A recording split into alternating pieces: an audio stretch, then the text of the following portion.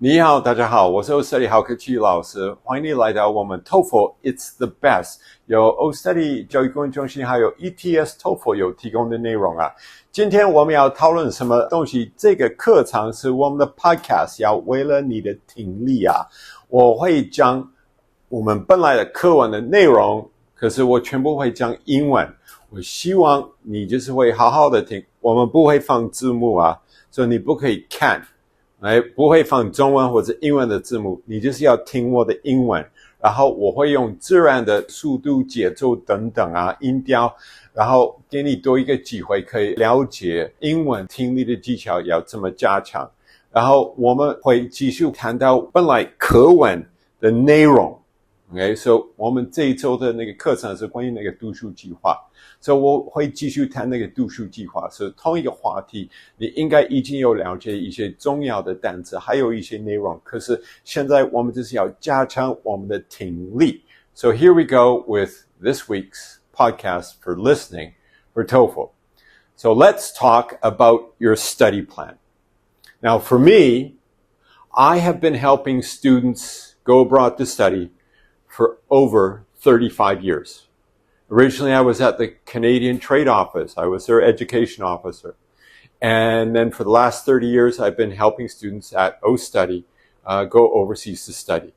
And if there's one thing that I know that students have difficulty with, it's writing your study plan. Now, with a little bit of planning, a little bit of knowledge, writing your study plan does not have to be difficult. Does not have to be difficult. So what do you got to do? Okay. When you're preparing your study plan, you have to remember the main thing. And the main thing for a study plan is you're trying to get into a university or a graduate school program. So you're trying to sell yourself. You're trying to sell yourself as the best candidate and the most qualified candidate. And you want to include information that is not included in other parts of your application package. So you want to put forward the best story about who you are so they can understand who you are. And that story has to be about things that they cannot read in other places in your application package. So don't forget, you have to keep focused on your one project on your one goal. Your goal is to get admissions into university. So everything you write has to be about getting admissions into your program of choice. And if it is not related to getting into your admissions or into your program, then you don't write it. So you have to stay focused. And this will tell you very easily what is your thesis or your topic for your study plan. Your thesis is very simple. It's the same as every other student. I am a highly qualified student and I would like to gain admissions to your program. That's it. Now, when you write the rest of your study plan, you have to show that you're highly qualified and you should gain admissions. So everything you talk about has to go along in those areas. So what's your first step? Your first step starts before you do research, and it starts before you even write anything. You have to look at the instructions. Every school will have a set of instructions, and they will tell you what they want you to write. Now, that typically comes in the form of a simple question. It might be something like, provide a study plan, or an SOP, statement of purpose. But it might be something a little bit more specific. It might say, how do you feel that you are qualified for this program and what effect will it have on your future career? Now that's still a study plan, but they want you to go in a certain direction. They might ask you in a statement about your future study plan, tell us why our school is the most appropriate for you. Oh, then you have to focus on who you are and how you're suitable for that school. So now why is this important? Because if you do not read that question and you answer a different question, similar question, they'll know that you didn't read the question. And they know you don't know how to follow instructions. And then that will not look good on you. So where do students fall into this trap?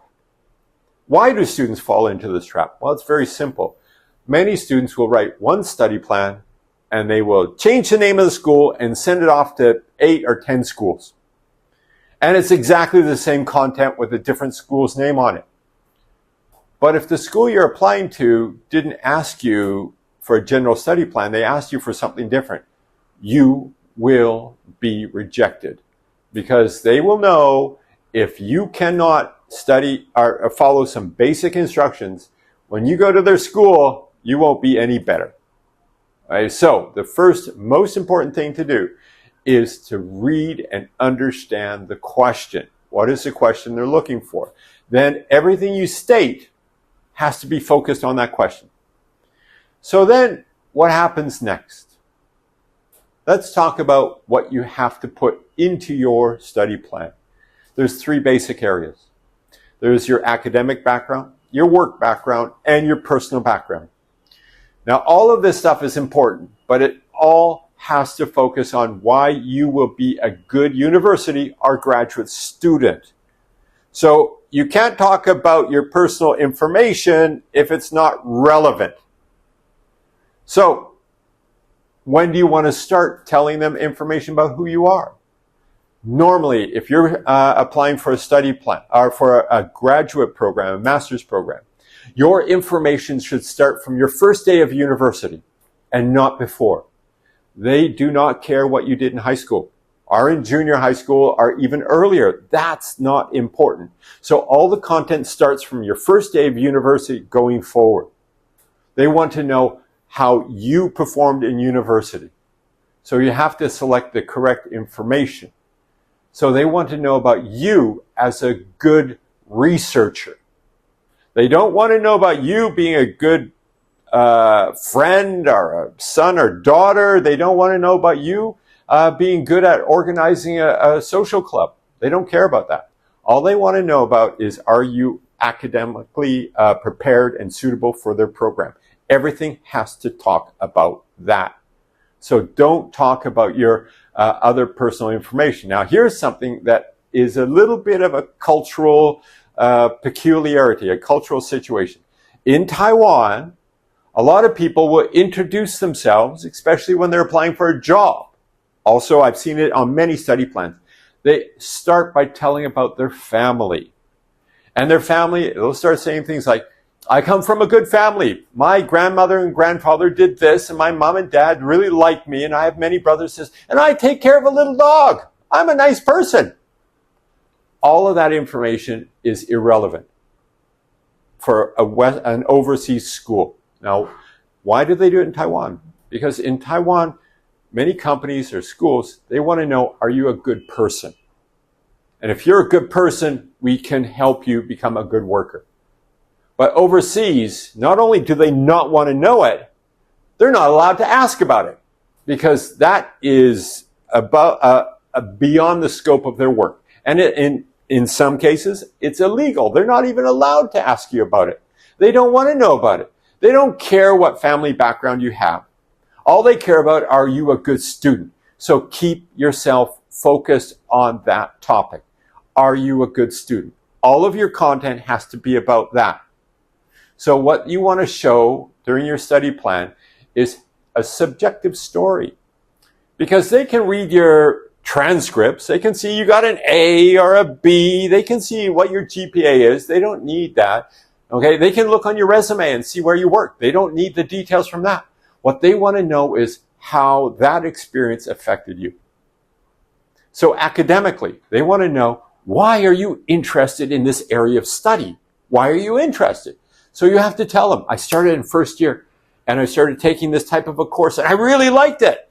Then as I progressed, I met some very interesting professors and we did some research and I really enjoyed doing that.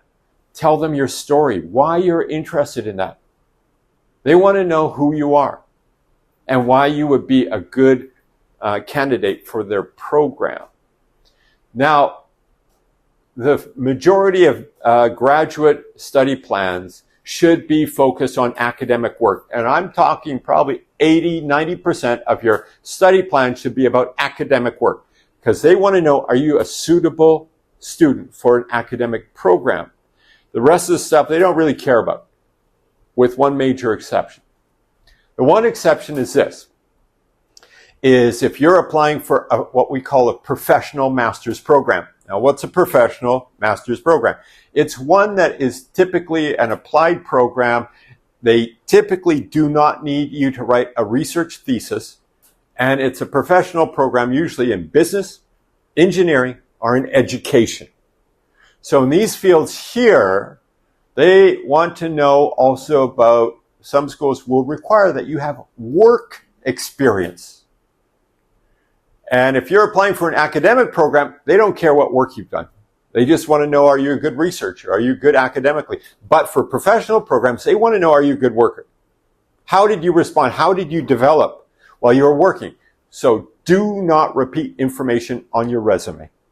They can see the details. What they want to see is, how did you develop as a professional during your time in your work? So maybe you started as an assistant, and then after 2 years, you went into being a small group supervisor. And then you took on more responsibility, and you grew not only in your passion and interest, but you grew professionally to be able to handle more things. And they want to see somebody that is developing.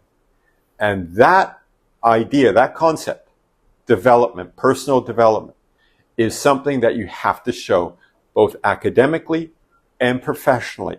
So personal development. How did you start here, and where are you going? And then in the future, where are you going from there? They want to see development. That's what a study plan does. They have to know your story. So now, the study plan is also an interesting place where you can explain maybe some problems in your application package. And maybe you have some little things that are not so good in your application package, and you want to explain it. And you can do this in a study plan. So, for example, say they need a GPA of 3.5, overall GPA of 3.5. Now, you got 3.45. You're a little bit off. What are you going to do? Well, in your study plan, you can tell why you have a lower mark. And many students I see will do this. And you ask yourself this. And when you're in university, first year, second year, third year, fourth year, when you went into first year university, were you working hard? Were you doing your homework every night, getting great grades? Hey, maybe you were. That's good. But many students, what do? First time they leave home. Woohoo! It's party time. Let's head out with my classmates. And what happens to your marks? Your marks go down. Your first year marks are not so good.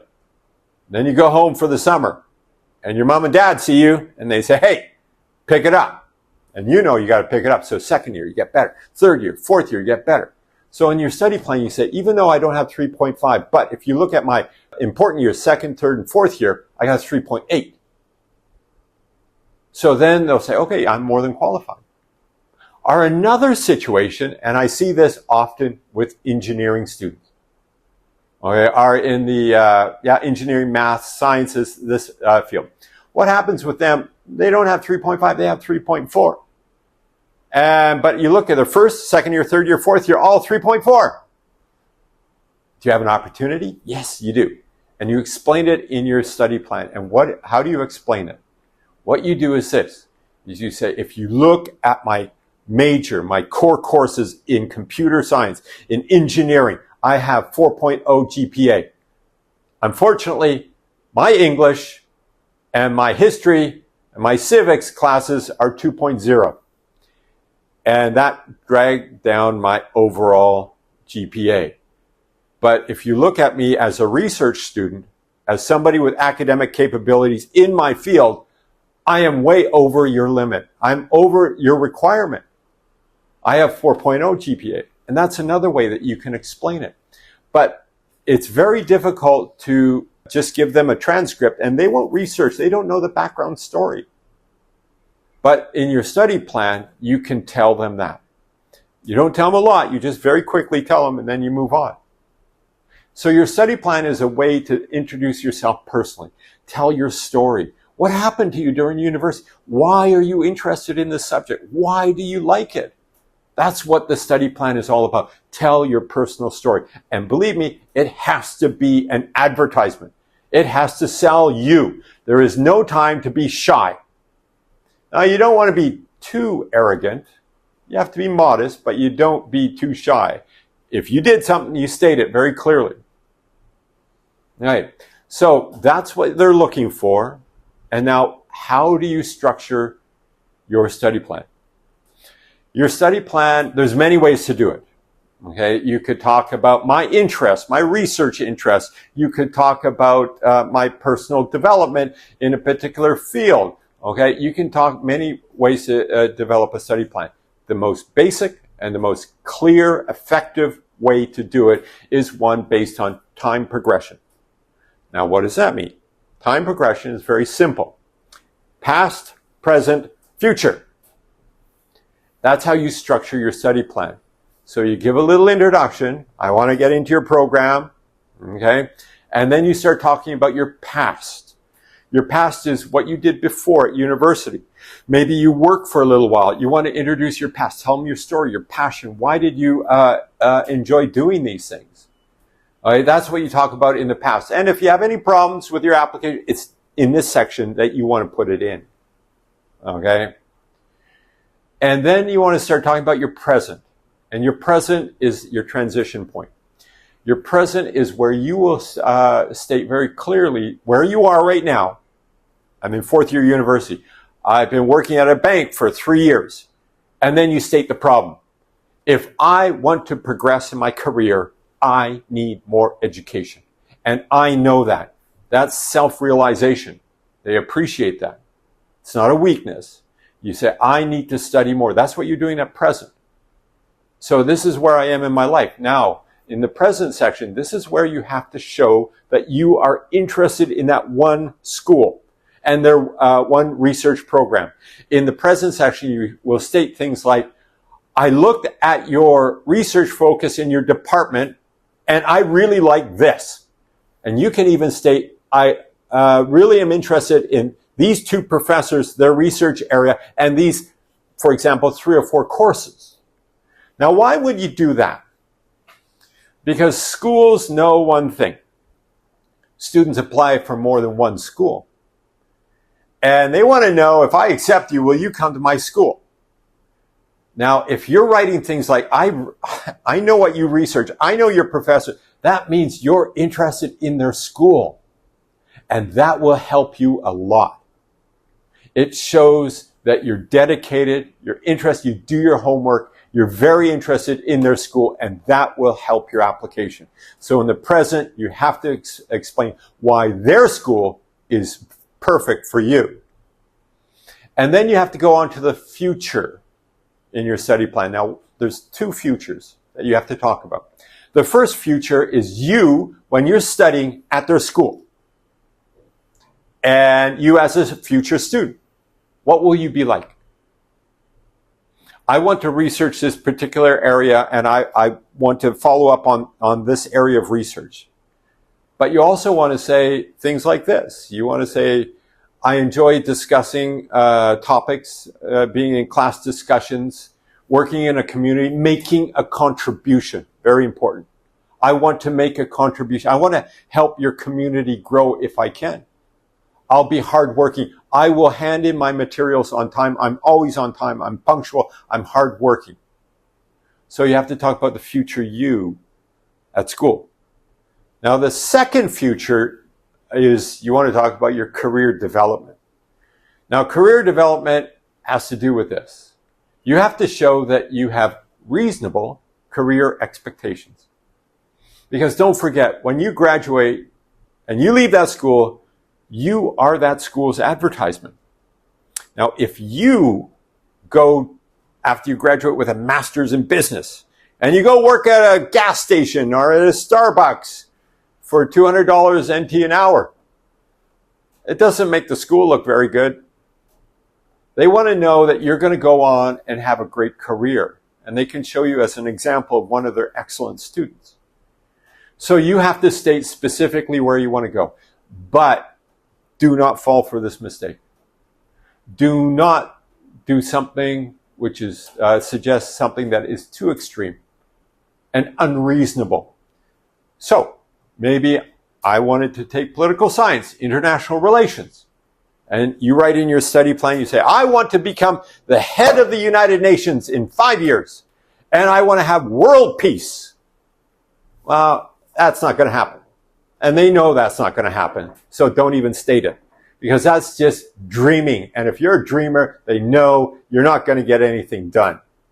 So, but if you say, I took international relations and said, I would like to come back and apply to go into the Ministry of Foreign Affairs in Taiwan. And my goal within the next 5 to 8 years is to become a section chief. And I want to be able to work with Taiwan and international organizations. And then, if I can, be posted back to the United Nations. That is my career goals. Now that is a fantastic goal. It's reasonable. It's showing that you want to grow and what you want to make an impact. You're going to take their education and you're going to do something with your life. That is the type of future career aspirations that they want to see. Not something ridiculous. So be reasonable within the scope of your work, but show progression. Show that you will, because of their education, you will advance yourself. And it's really important. Okay, so show that you have a future and you're motivated. And that will also show them one very important thing, is that you will not delay your graduation. Because so many students, especially in graduate school, they should be finished in 1 or 2 years. They take 3 years, and the schools don't like that. But if you have a clear aspiration, they know, okay, this student's going to get done because they have a goal. And they're going to work really hard. So that's your future. And then now we go on to a conclusion. So there's one area that we didn't talk about. We talked about academic, we talked about work. Okay, but we didn't talk about personal experiences.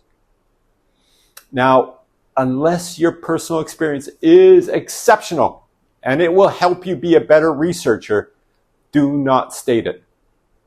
So do not state your extracurricular activities or even your basic, some volunteer work. They don't want to know it. But if you did something exceptional, and I'm talking about, hey, I represented Taiwan at the Olympics and I got a silver medal. I climbed to the top of Mount Everest and I did something amazing. That made me a more interesting, dedicated, hardworking person. That's the only time you can write about personal experiences. Otherwise, you don't talk about it. They don't want to know it. And unless it makes you a better researcher, they don't want to even see it. But in your conclusion now, you can state one kind of interesting personal thing. Because in your conclusion, what do? You restate your thesis. I am a suitable student. I'm a highly qualified candidate for your program. Please give me admissions. That's what you want to start with. And you say, I've my past interest, my interest is developed, I've got passion, my interest in this field has developed, and I want to study in your program. And you can state this. You can say, I have a personality that is really outgoing, and I like to talk to people, okay? And I look forward to working with everyone in there. Now, that may or may not be true, but you have to state that. You have to say, I'm looking forward to meeting everyone and working with them. And you write that in your conclusion. Okay, it's really important. Okay, and so you say, I want to be part of your community. Oh, one thing I almost forgot. Whatever you do, don't lie. Okay, because if you lie in your study plan, they're going to know. And if they know, you're kicked out. And if you lie, they will notify other schools that you lied. And then you're in big trouble. So it's better to have a less than spectacular study plan than lying. Never, ever, ever, ever, ever lie. So, but this one point where you say, hey, my personality is outgoing and I like to meet people. Well, maybe that's not 100% true, but it's okay. Maybe that's your future aspiration. So it's okay to state it there. And you end up by stating very clearly, I hope that you can give me admissions to your program, and I look forward to studying at your school. And that's your study plan. Okay, folks, that's it for our podcast today. Thank you ever so much. I hope this was helpful If you need any help with studying abroad, if you need help with your study plan, come to OStudy. We've been around for 30 years. We've helped 50, 60,000 students. We know what we're doing. We can help you reach your dreams and your goals overseas. So remember, OStudy is here to help you out, and I hope today I was able to help you out improve your English listening. Thank you, and we'll see you in the next class.